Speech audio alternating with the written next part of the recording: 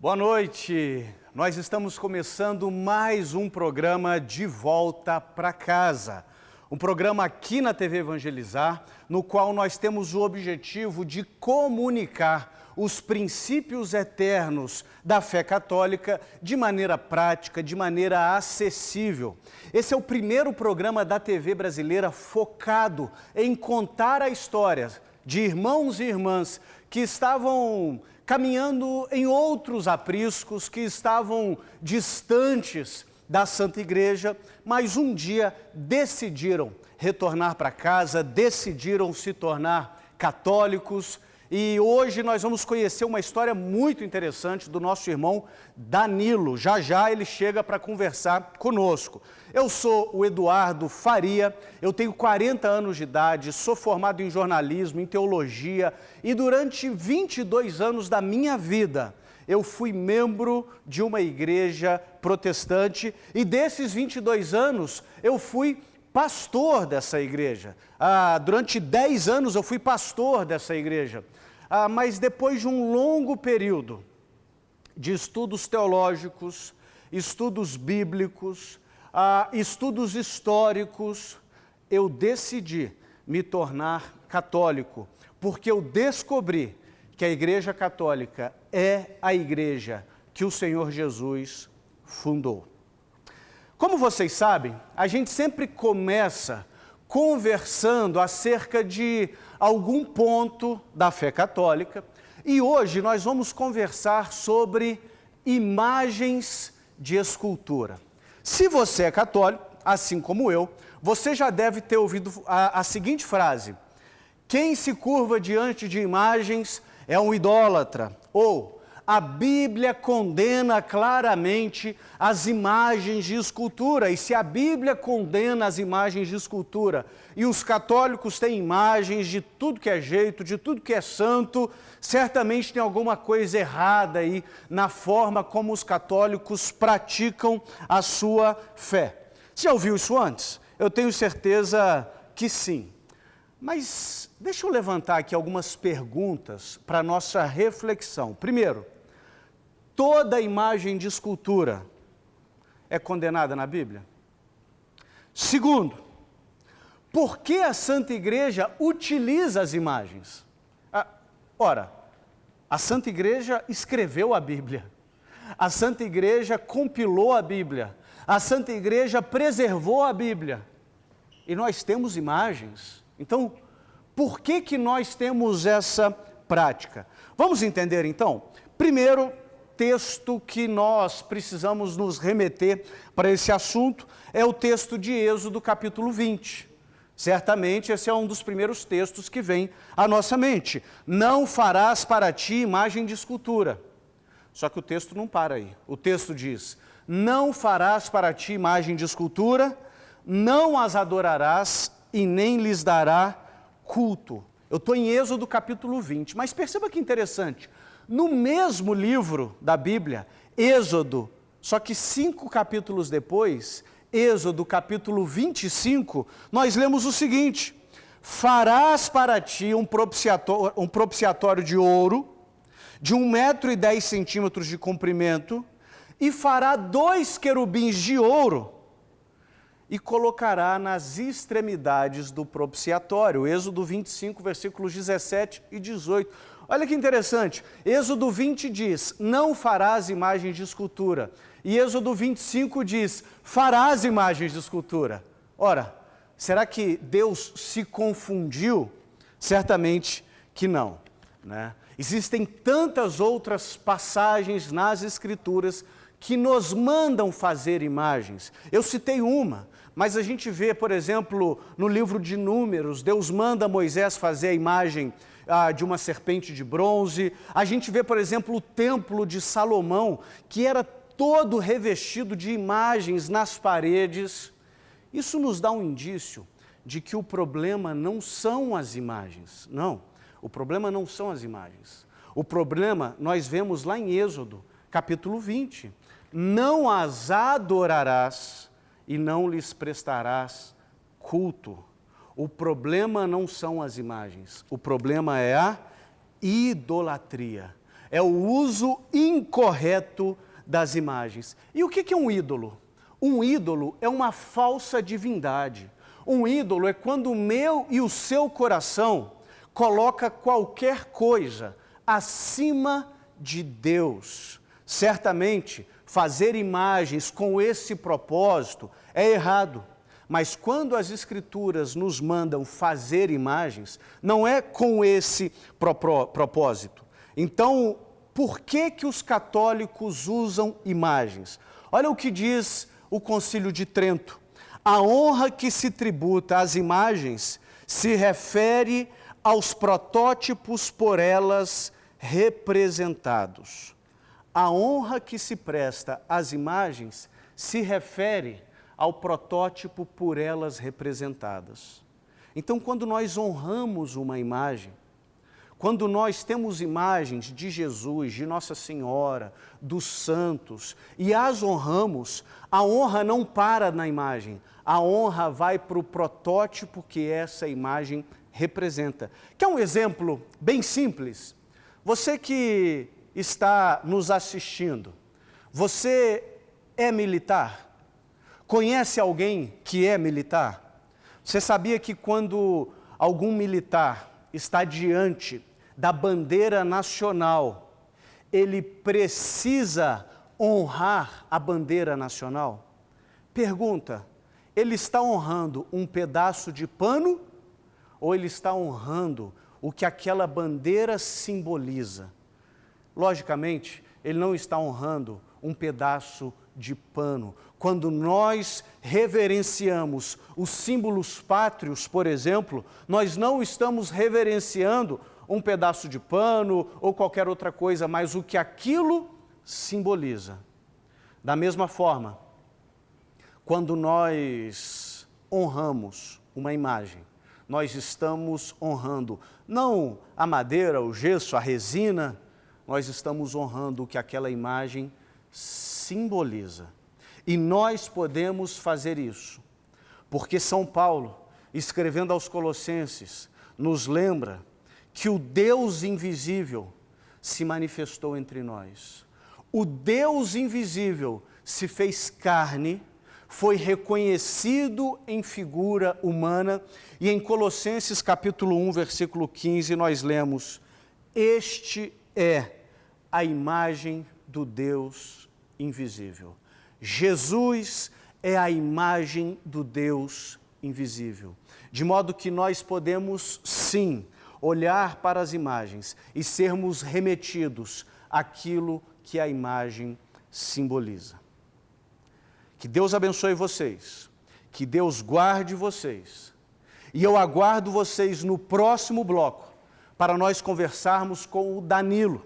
O Danilo que foi diácono da Igreja Presbiteriana e hoje é um convicto e feliz católico. O Danilo vai nos contar um pouquinho da jornada que o trouxe de volta para casa. Até já!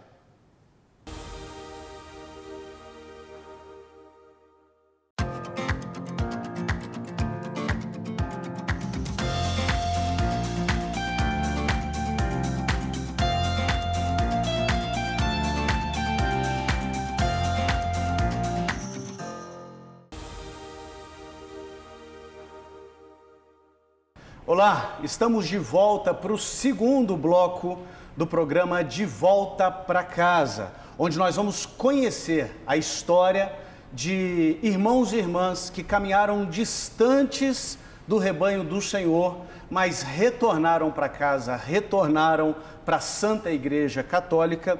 E hoje está comigo o Danilo. O Danilo foi da Igreja Presbiteriana, ele foi diácono, mas desde 2020 ele voltou para a Santa Igreja Católica e hoje ele vai nos contar um pouquinho sobre a sua jornada, sobre a sua trajetória e o que o fez tomar essa decisão. Boa noite, Danilo. Boa noite, Eduardo. Tudo bem? Tudo bem, obrigado por estar aqui conosco. Eu que agradeço, é um privilégio poder contar como foi a minha trajetória. Foi bastante difícil, teve momentos de dificuldade, mas valeu muito a pena. Ah, muito bom. Danilo, deixa eu te perguntar, você é católico desde 2020, não é isso? Isso, sim. Tá. Desde 2020, dezembro de 2020. Mas eu nasci católico, então fiz a primeira comunhão quando era criança. Ah, então você fez primeira comunhão, você frequentava a igreja católica e depois você foi para a igreja protestante. Exatamente. Você ficou quanto tempo na igreja Eu protestante? fiquei 13 anos como protestante. 13 anos. E o que te levou para a igreja protestante? Porque se você fez primeira comunhão, você estava envolvido dentro de uma comunidade católica, dentro de uma paróquia. Como que foi essa transição para a igreja protestante? Bom, eu acredito que, primeiro, um dos motivos grandes foi que eu não tive uma boa formação a respeito da doutrina da Igreja Católica. Tá. Eu não tive essa formação como deveria ter tido. Então, algumas dificuldades, algumas dúvidas me apareceram justamente quando um dos meus amigos, que eu tinha acabado de fazer uma amizade, e ele me falou, ele se converteu ao protestantismo, a uma igreja protestante pentecostal, e então ele começou a compartilhar comigo a respeito da sua conversão, dos motivos dos quais ele se tornou protestante. E isso fez com que eu olhasse para ele, para os argumentos dele e também para os argumentos bíblicos, porque ele me convenceu a adotar uma premissa que eu nem sei por que eu adotei sem questionar, que é a premissa do só a Escritura, a ideia de que tudo precisa estar revelado somente na Escritura e nada além da Escritura pode ser tomado como verdade. Então, ele me mostrava textos das Escrituras e eu, como não tinha nenhuma formação a respeito de hermenêutica, de teologia, de exegese, de nada, e nem também histórica a respeito da doutrina, da história da Igreja Católica, da Igreja Cristã. Então eu entendi ali, vendo versículos como os dos quais você já citou, que é o de Êxodo 20, e pensei, poxa, isso é simples, é uma coisa muito clara. Aqui não pode Exatamente, ter imagens. não pode ter imagens. Então, como que... Se a igreja tem um monte de imagens e os evangélicos não têm imagens, se a Bíblia não mostra em nenhum momento que tem Nossa Senhora de Aparecida na Bíblia, ou os santos intercedendo claramente, evidentemente. E tudo tem que estar na Bíblia, né? Segundo a crença do Sola Escritura, que, ironicamente, esse postulado não está na Bíblia, né? Exatamente. E também fui pego um pouco pelo medo por questões escatológicas, questão da vinda de Cristo, da grande tribulação. Eu pensei, poxa, eu preciso com urgência corrigir a minha vida espiritual, corrigir tomar uma decisão que me leve para o céu, já que eu tinha essa consciência e um medo do inferno e um desejo, lógico, de ir para o céu. Ou seja, você como católico, você tinha consciência acerca de Jesus, acerca da Bíblia, acerca do nosso destino eterno, mas por causa de uma má formação, quando alguém te abordou, aquilo fez sentido para você e você se tornou protestante. Exatamente, eu tinha já uma noção do que Cristo fez por nós. Eu me lembro que tinha no meu quarto um crucifixo e eu sabia que Jesus tinha morrido por mim, mas eu não entendia muito bem como eu deveria fazer para ser um bom cristão. Ok, então você se tornou protestante, foi protestante durante 13 anos, se tornou diácono da igreja presbiteriana. E qual que era, durante esse período, a sua visão sobre a Igreja Católica? A minha visão era totalmente ruim a respeito da Igreja Católica. Eu pensava claramente que eles eram pessoas ignorantes, que não sabiam ler a Escritura Sagrada e que eles eram idólatras e que idolatravam Nossa Senhora. E eu pensava de fato que qualquer católico era um ignorante bíblico e não conhecia as Escrituras e que bastava ele ler as Escrituras e ele deixaria de ser católico. Era só ler a Bíblia que ele ia deixar de ser católico. Com certeza. E é interessante assim, porque você ainda poderia pensar, eu já fui católico, eu sei do que eu estou falando, né? Exatamente. Eu usava esse argumento, falava, eu fui católico, comecei a ler a Bíblia e deixei de ser católico. Entendi. A Bíblia me tirou do catolicismo. Exatamente. Então, com essa visão de mundo que você tinha, um ex-católico que tinha se tornado protestante, que era líder numa congregação, numa paróquia local, o que foi a primeira faísca que te chamou a atenção para o catolicismo? Eu comecei a trabalhar numa marcenaria. Eu tinha acabado de me casar, estava passando por alguns momentos difíceis, fiquei desempregado Então eu encontrei uma marcenaria que estava precisando de um ajudante. E eu falei, eu topo qualquer coisa, então vamos trabalhar. E aí, começando a trabalhar lá, eu percebi que o meu patrão, Fabiano Carvalho, o nome dele, era católico. E eu pensei, poxa, um alvo fácil, católico, não sabe nada de Bíblia, eu vou converter ele e os meus colegas de trabalho. Deixa eu cumprir minha missão aqui, né? Isso. A gente está conversando com o Danilo que foi protestante durante muitos anos, inclusive foi diácono da Igreja Presbiteriana, e nós estamos no programa De Volta para Casa, e ele está contando para a gente como que ele se tornou católico. E eu te interrompi, Danilo, quando você falou uma coisa muito interessante. Você começou a trabalhar numa marcenaria, percebeu que o seu patrão era católico, praticante, e você disse, eu já atingi o conhecimento bíblico, deixa eu ensinar para ele, igual ensinaram para mim um dia. O que aconteceu a partir daí? Então, eu não sabia que eu estava caindo num lugar onde já tinha um histórico de debates, e onde o pessoal gostava mesmo de instigar o debate e filmava até e fazia... e dava bastante risada dos testemunhos de Jeová, por exemplo, que iam lá e saíam bravos de lá, porque esse meu patrão, Fabiano, ele tinha uma formação, uma apologética muito boa, ele sabia defender a sua fé, principalmente dos protestantes. Então, como já debatia com protestantes, e para ele foi muito fácil acabar com os meus argumentos. Eu me lembro que a primeira coisa que eu perguntei para ele foi a respeito das imagens. E falando com ele a respeito das imagens, eu questionei a respeito do livro de Êxodo, capítulo 20, e ele me disse que... e aí ele me deu uma resposta, e no final da resposta eu lembro das palavras dele, ele disse, pronto, quanto a isso você está refutado. E aí eu pensei, poxa, cara, como que ele, um católico que não sabe nada de Bíblia, fala para mim que eu que quero ser pastor, que gosto de teologia, como que ele pode falar para mim que eu fui refutado? Então eu fiquei muito bravo nesse momento, fui para casa doido, convencido de que ele de fato tinha usado bons argumentos, e eu falei, eu preciso estudar, e eu passei muito tempo pesquisando sites de apologética protestante para conseguir ganhar dele. A questão das imagens, que foi o tema da nossa catequese nesse primeiro bloco, a questão das imagens, que para um protestante é um tema caríssimo, né? Nós não podemos nem pensar em como seria Jesus se nós formos protestantes, né? Você chegou na marcenaria do Fábio, Fabiano. Fabiano. Chegou na marcenaria do Fabiano e um católico preparado te mostrou que não tem problema nenhum ter imagens, muito pelo contrário, as imagens são muito úteis na nossa jornada de fé, e ele disse, você está refutado.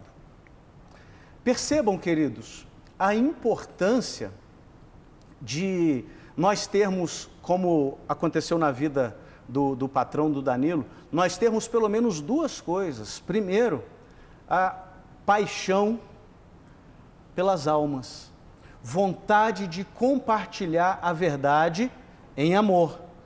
E segundo, preparo. Talvez, se fosse um católico que não estuda, que não conhece a sua própria fé, o Danilo teria tirado ele da Igreja Católica e levado para outro canto, né? Então essa foi a primeira faísca, né? E a partir daí você começou a estudar, a entrar em sites, assistir pregações. Houve alguma doutrina, Danilo, algum dogma católico que você teve dificuldade de aceitar, e como que você superou isso? Eu acho que a maior dificuldade de todo protestante com a doutrina católica também ligado à questão das imagens, mas também a questão da devoção mariana. Quando nós pensamos no quanto Maria é honrada na fé católica, a gente tem bastante dificuldade, o protestante tem bastante dificuldade de aceitar que aquilo seja comum e normal, porque parece, aos olhos protestantes, que Maria é honrada como se fosse uma deusa, como se tomasse o lugar de Deus. E, além do mais, nós fazemos orações, pedimos a intercessão de Nossa Senhora, nós rezamos Ave Maria, o terço, 50, quando eu fiquei sabendo que o terço eram 50 Ave Marias e só 5 Pai Nossos, eu pensei, poxa, mas é claramente uma honra maior a Nossa Senhora do que a Cristo, a Deus, Então, Maria tem um lugar no centro da Igreja Católica e, por isso, a minha maior dificuldade foi a Mariologia. É interessante porque a base até mesmo filosófica, né, do protestantismo nos diz que para Deus ser glorificado, o homem tem que ser aniquilado, né? Tem que ser diminuído.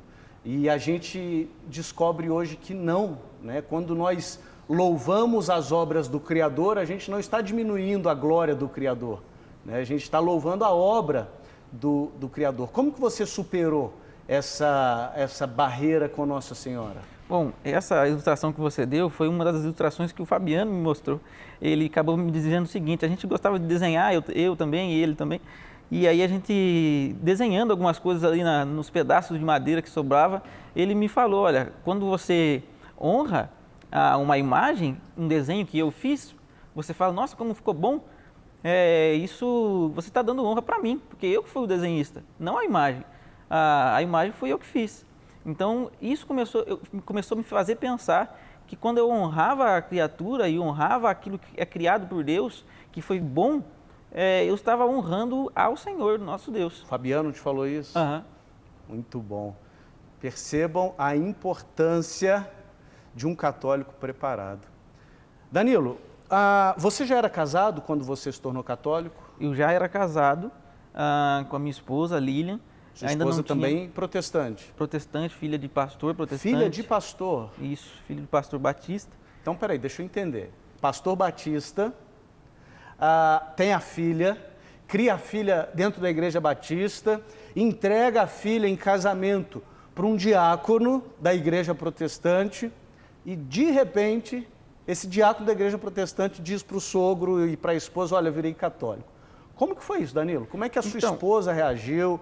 A família da sua esposa reagiu? Como que foi isso? Então, primeiro, porque eu passei pela igreja batista, então eu já havia tirado a minha esposa de uma igreja credo batista, que batiza só adultos, batiza só pessoas que têm condições de manifestar a sua fé, e levado para a igreja presbiteriana, que batiza crianças. Já tinha causado confusão com o sogro. Já tinha tirado da igreja batista, levado para a presbiteriana. Sim, mas ao mesmo tempo, a igreja presbiteriana ainda conserva certa amizade com os batistas. Sim, sem dúvida. E é tida como uma igreja séria, como de fato é. E por causa disso, quando eu me tornei católico, a minha maior dificuldade, porque eu adiei a minha conversão. Há 3 anos antes da minha conversão, eu já queria ter me tornado católico, já tinha entrado em crise, já tinha feito a minha primeira oração mariana, pedindo a intercessão de Nossa Senhora para que me ajudasse, se de fato ela pudesse me ouvir. Então eu ainda não tinha, já estava numa crise onde eu não sabia mais no que crer. Foram 3 anos de crise. Exatamente, até porque eu tive contatos com argumentos históricos, eu comecei a perceber que o protestantismo, na minha cabeça, funcionava como se sempre tivesse sido daquele jeito na história. A grande verdade, né, Danilo, é que quando a gente começa a estudar o catolicismo pelo prisma que for, eu vou estudar pelo prisma histórico, é a igreja correta. Pelo prisma teológico, é a igreja correta, né? Cultural, e aí a gente começa a de fato entrar em crise. Talvez você que está nos assistindo e nasceu num lar católico, talvez você não tenha a noção do tesouro que é ser católico. E não tenha a noção de que foi assim na vida do Danilo, foi assim na minha vida. Quando nós chegamos no momento que a gente diz assim, queremos nos tornar católico, a crise se instala. A crise se instala porque a gente não sabe como lidar com as mais diversas questões que vão desde círculo social, questões familiares, em alguns casos questões financeiras. Então essa crise existe. Eu estou dizendo isso, Danilo, porque um dos propósitos desse programa de Volta para Casa é mostrar para os nossos irmãos católicos a beleza, a bondade e a riqueza da fé católica que por vezes nós deixamos de dar o devido valor, né? Então vamos lá, você estava em crise já há 3 anos. Então, isso aqui, quando eu tive essa crise, eu considerei a dificuldade que seria e as implicações que eu deveria enfrentar se eu tomasse aquela decisão. Então eu pensei na minha esposa, eu pensei na família da minha esposa, eu pensei nos meus amigos, eu pensei nos meus planos de ir para o seminário e me tornar pastor protestante. Você pensava em ser pastor, né? Sim, então eu queria seguir essa carreira dentro da igreja. Eu já tinha um plano para isso desde do início já de eu ter me tornado protestante. E aí, quando eu considerei todas essas coisas, eu pensei, eu não quero lidar com essas implicações agora, com essas dificuldades agora, eu não consigo lidar com elas. Comuniquei até a minha esposa sobre a minha crise, falei com ela que eu estava em crise, que eu estava com dificuldades. Ela já pensou, não, se você se tornar católico, eu não vou com você não. Então, isso me fez com que eu deixasse para lá, coloquei dentro de uma gaveta, fechei e deixei lá por 3 anos escondido, até que chegou num momento onde eu comecei a sentir que não tocar mais naqueles assuntos seria já uma desobediência contra Deus, já que todas as questões que me faziam favorável a crer na doutrina da fé, da doutrina da Igreja Católica, me levavam a de fato acreditar que elas eram verdadeiras. Você já não era mais ignorante. Isso. Ignorante no sentido de desconhecer a verdade, né?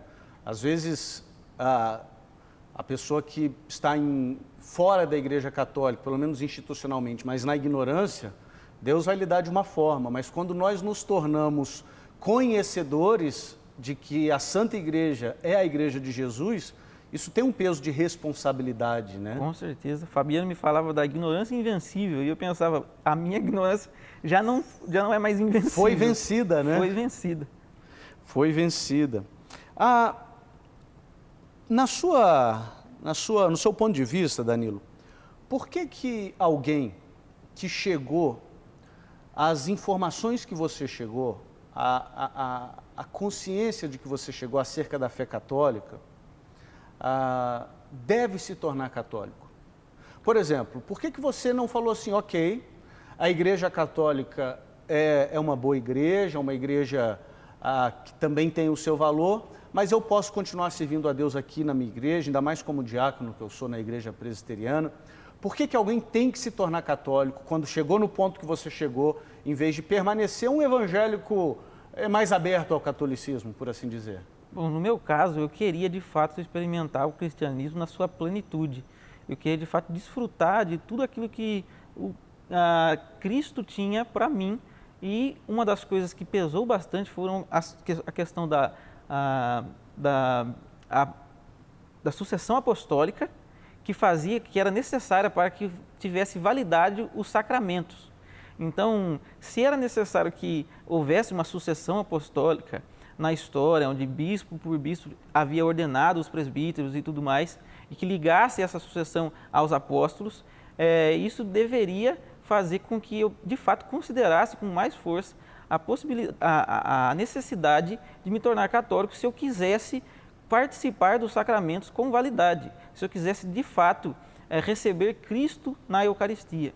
E quando eu comecei a pensar, considerar principalmente a questão da Eucaristia, de que Cristo estava presente lá, de que era Deus ali no pão, em aparência de pão, e isso fez com que eu tivesse uma urgência no meu coração para me tornar católico, porque eu queria de fato experimentar o cristianismo verdadeiro e não ficar à margem do cristianismo, não ficar afastado ou continuar sendo um irmão separado. Você então se tornou católico porque você queria experimentar o cristianismo na sua plenitude. Foi essa frase que você disse. Você experimentou? Sim, com certeza. A minha primeira experiência numa missa, em relação, por exemplo, às imagens novamente, eu tinha, já por causa de um dos documentos de fé da Igreja Presbiteriana, eu tinha a ideia de que imagens eram proibidas absolutamente. Até mesmo, por exemplo, as imagens mentais. Por causa disso, eu tentei experimentar uma espécie de cristianismo onde eu não fazia imagens mentais, nem mesmo quando eu estava lendo as Escrituras. Não assistia filmes onde tinha representação de Deus e tudo mais. E por causa disso, eu acabei, na minha primeira missa, tendo uma experiência sensacional. Porque quando eu fui para a missa, eu comecei a olhar para todas aquelas imagens e para o culto a Deus durante a missa e percebi que eu não precisava mais fazer esforço para não imaginar Deus, mas eu poderia ficar com os olhos bem abertos, olhando então para Cristo ali na Eucaristia, Deus presente em aparência de pão, olhar para as imagens dos santos, olhar para a fumaça do turíbulo, que era as nossas orações subindo a Deus, e olhar para tudo aquilo que era representado através de imagens e comparar aquela presença onde eu estava, aquele lugar onde eu estava, aos céus, ao lugar onde eu participarei de uma adoração ainda mais plena diante de Deus. Então, aquela experiência de experimentar o céu na missa fez com que eu me apaixonasse pela liturgia católica e pensasse que vale muito a pena comungar do corpo de Cristo na Sagrada Eucaristia. Que bonito, Danilo. Nós estamos conversando com o Danilo, que foi diácono da Igreja Presbiteriana e hoje é católico, e ele acabou de dizer uma coisa belíssima e que eu concordo. Nós, na missa, nos encontramos com o céu. O céu se faz presente na missa. Para a gente terminar a nossa conversa, Danilo, lógico que você não vai embora, porque nós estaremos juntos no terceiro bloco também, respondendo perguntas dos nossos telespectadores. Mas diante de tudo isso que você falou, da crise que você passou, dos problemas familiares que são muito comuns, né? A gente já, ao longo das nossas quartas-feiras à noite aqui na TV Evangelizar, temos ouvido esses testemunhos e as crises familiares são uma realidade. Que conselho você daria para aquele nosso irmão ou irmã protestante que quer se tornar católico, mas está com medo da reação da família, a reação das pessoas, está com medo porque ainda não compreendeu plenamente em todos os detalhes, todos os mínimos detalhes da teologia católica? Que conselho você daria para essa pessoa? Fala olhando para aquela câmera ali. Bom, eu diria que um dos textos da Escritura que mais tocou no meu coração foi o texto onde Jesus diz que aqueles que amam mais os pais ou os filhos ou qualquer outra pessoa mais do que o próprio Cristo não é digno dele. Então, eu tinha uma preocupação que era pecaminosa no meu coração, porque eu queria agradar as pessoas, eu queria ser aceito por todos e estar de bem com todo mundo, e isso me impediu por 3 anos de participar da comunhão do corpo e do sangue do Senhor Jesus Cristo. Então, vale totalmente a pena. O cristianismo é uma religião de cruz. Você toma a sua cruz, participa do sofrimento de Cristo, entrega o seu sofrimento a Cristo, participa então dos sofrimentos dele, e fazendo isso,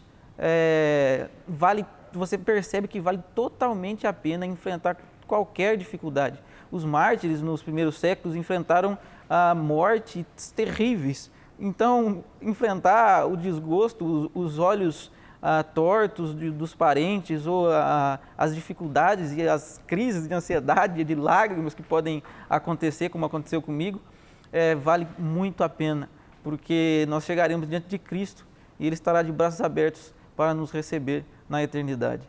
É pouco, né? Sofrer por amor de Cristo, além de ser um privilégio, é pouco comparado com o que os nossos pais na fé sofreram para que nós hoje pudéssemos ser católicos, né? Com certeza. A gente não sofre nada perto do que eles sofreram. É verdade.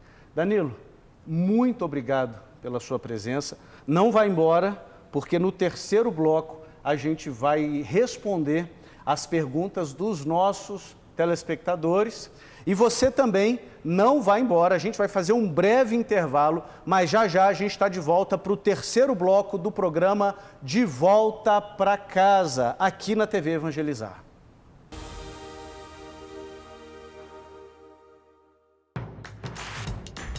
Não perca mais os vídeos da TV Evangelizar. Inscreva-se já!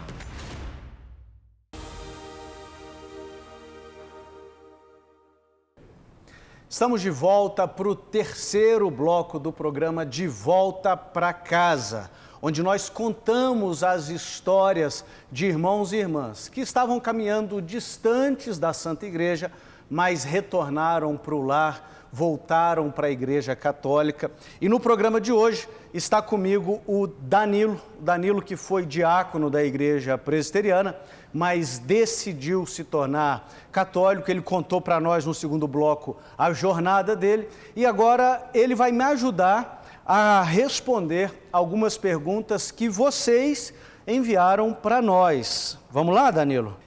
Essa pergunta, Danilo, vem de uma pessoa lá de Campinas. É vizinho seu, né? Você é de Morungaba, não é isso? Morungaba. Ah, Morungaba é o quê? Meia hora de Campinas, Meia hora. Então, quem mandou essa pergunta foi o Júnior Menezes Roque. A pergunta dele é a seguinte: qual a importância e a necessidade de uma catequese sólida na vida do católico e qual o melhor jeito de educar na fé? Bom, eu acredito que a catequese é uma das coisas mais importantes na vida do católico e deve começar logo na infância, pelos pais mesmo, que devem ter já um conhecimento a respeito da doutrina da igreja para que possa passar pelos seus filhos, ensiná-los já na doutrina cristã, o catecismo, decorando até perguntas do catecismo, os 10 mandamentos e coisas muito importantes a respeito da sua fé e já prepará-lo, por exemplo, mesmo que por uma leve apologética, para que saiba responder aos possíveis questionamentos da sua fé. Então, a catequese, por exemplo, no meu caso, se eu tivesse tido uma catequese consistente, eu teria sido católico sempre e não teria passado 13 anos numa igreja protestante. Perfeito. Muito bom isso que o Danilo falou, gente, pelo seguinte. Um dos principais propósitos deste programa não é trazer protestantes para a Igreja Católica. A proposta não é essa, em absoluto. É lógico que se isso acontecer, eu não vou ficar aborrecido, né? Mas um dos principais objetivos, talvez o principal, é comunicar os princípios eternos da fé católica de maneira prática, de maneira acessível, para fortalecer você que é católico, para fortalecer você que ama Nossa Senhora, que ama a Eucaristia, mas às vezes está enfraquecido na fé e porque não teve uma formação sólida, porque não teve formação ou porque também não foi atrás de formação. Porque tem gente que se queixa de não ter tido formação, mas a formação está aí disponível. O Catecismo da Santa Igreja tem de graça na internet, as Escrituras Sagradas estão de graça na internet. Então não teve formação porque não teve ou porque não foi atrás, e aí recebe uma investida de alguém dizendo: a sua igreja tem imagens não pode. A sua igreja reza para os santos, não pode rezar para os santos. A sua igreja reza pelos mortos, não pode rezar pelos mortos. E aí você, na falta de uma boa catequese, na falta de uma formação sólida, abandona a fonte da água da vida, abandona o Jesus eucarístico que te visita, que te alimenta, para ir atrás de segmento A, segmento B da cristandade. Sabemos que as denominações protestantes são nossas irmãs, a grande maioria delas tem o batismo válido e reconhecido pela Santa Igreja, mas quando alguém deixa a Igreja Católica para ir para um outro segmento da cristandade, perde muito. Danilo nos dizia do céu na terra, que é a Santa Missa, né, Danilo? E a segunda pergunta do Júnior, lá de Campinas, é: qual a melhor maneira, o melhor jeito de educar na fé? Dentro da igreja protestante, a gente tinha jeitos interessantes, né? De educar, as escolas bíblicas. O que você sugere que a gente pode aprender com os nossos irmãos protestantes para fazer uma catequese mais sólida, mais constante e intencional? Bom, uma das coisas que me empolgou em relação a fazer parte de uma igreja protestante era a ideia de que eles tinham, de fato, uma dedicação muito grande pelo estudo da Escritura. É a escola bíblica dominical. Exatamente. Quando eu fui pela primeira vez numa escola bíblica dominical, eu fiquei encantado sobre quanto de conteúdo bíblico a gente aprendia lá. Então, eu acredito que ter uma formação assim mais consistente, tanto dos nossos símbolos de fé, tudo daquilo que a gente tem como regra de fé, ter uma formação a respeito da Sagrada Escritura, da tradição, do magistério, da doutrina da igreja, no catecismo e em diversos documentos que nós temos, é extremamente importante e isso deve acontecer desde a infância. Os pais devem ensinar os filhos e com certeza a comunidade paroquial também deve investir nesse tipo de formação para que possa formar as pessoas firmes na sua fé e convictos para que também não se percam durante a caminhada. Então, o papel de catequizar os filhos e levá-los para o céu é dos pais. Com certeza.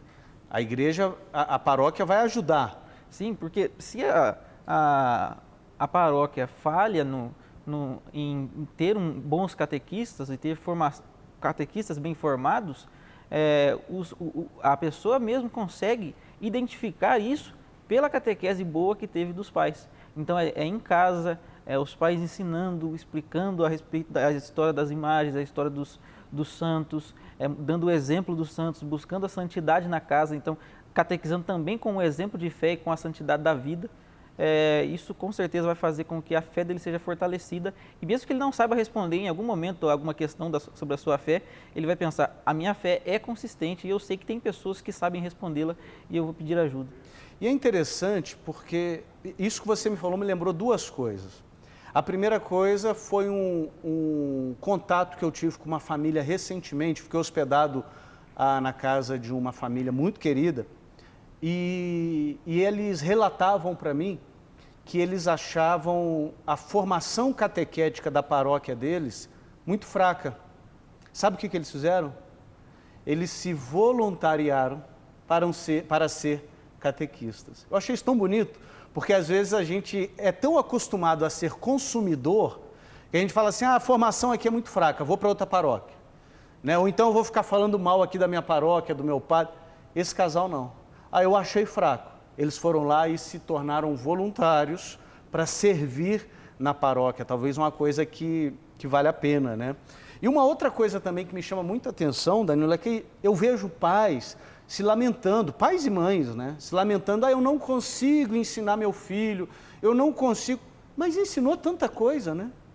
Os pais ensinam o filho a ler, a escrever, ensinam o filho que ele tem que tirar boa nota, ensinam o filho que ele tem que fazer faculdade, passar no vestibular. Por que ele não consegue ensinar a fé? Será que ele acha que é uma coisa mágica, ele acha que o papel é só da igreja? Então, me parece que, de fato, essa questão da terceirização da catequese é muito comum. Se pensa que, poxa, eu não tenho habilidades para ensinar, eu não tenho conhecimento da fé católica, mas vai chegar a hora que ele vai aprender porque ele vai para a catequese e lá a catequese dele acontece. Eu não preciso ensinar porque tem o padre para isso, tem os catequistas que estudaram para isso, então eu deixo para eles. Muito bom. Obrigado, Júnior Menezes Roque, de Campinas, pela pergunta. E obrigado, Danilo, por me ajudar na resposta. A gente tem mais uma pergunta dos nossos telespectadores, e essa pergunta vem da Ana Cristina Ferreira Lima, de Brasília, Distrito Federal. E a pergunta dela é a seguinte: só posso comungar se tiver me confessado? Bom, eu acredito que, de acordo com a doutrina da igreja, o que a gente precisa para comungar é estar em estado de graça. E como a maioria de nós sempre peca, infelizmente, nós precisamos certamente nos confessar e estar, através da confissão em estado de graça, recuperar o estado de graça, ter os nossos pecados absolvidos e perdoados, para que então possamos comungar. E para isso também é necessário que a gente saiba reconhecer quais são os tipos de pecados que nos impedem da confissão. Os pecados mortais, da comunhão. Os pecados mortais, os pecados graves, são os que devem nos afastar por um tempo da comunhão, para que então confessemos, recuperemos o estado de graça e possamos comungar. Isso me faz ter a percepção de que uma paróquia bastante saudável é aquela que importuna bastante o seu pároco, pedindo-lhe confissão, fazendo filas de confissão, e onde o próprio pároco gasta tempo ouvindo confissões e dando absolvição. Vamos fazer uma coisa? Vamos dar trabalho para os padres desse Brasil? Você topa? Com certeza. Você que está nos assistindo, junte-se a mim e ao Danilo na campanha Dê Trabalho para o Seu Padre. O que é a campanha Dê Trabalho para o Seu Padre? Se você está há muito tempo sem se confessar, agende uma confissão urgentemente. A pergunta da Ana Cristina é: só posso comungar se estiver me confessado?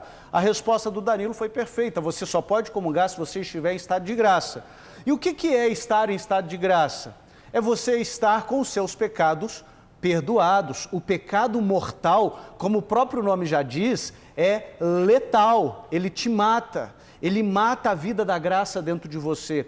E o que é um pecado mortal? Para que aconteça um pecado mortal, você precisa de três condições. Primeiro, matéria grave. Segundo, você tem plena consciência, ou seja, você sabe que é matéria grave. E terceiro, você tem plena liberdade. Você fez porque quis. Você pecou porque quis. Será que passando por essas três peneiras, você cometeu um pecado e a matéria é grave, você sabia que era grave e você fez porque quis?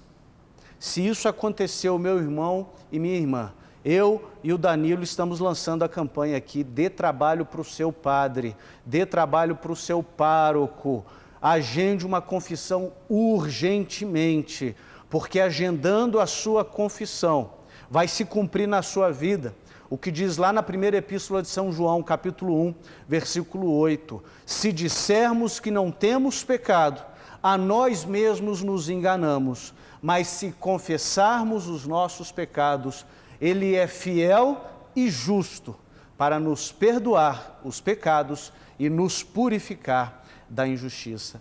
Danilo, muito obrigado pela sua presença, foi uma alegria conhecer um pouco mais da sua história, tê-lo aqui conosco.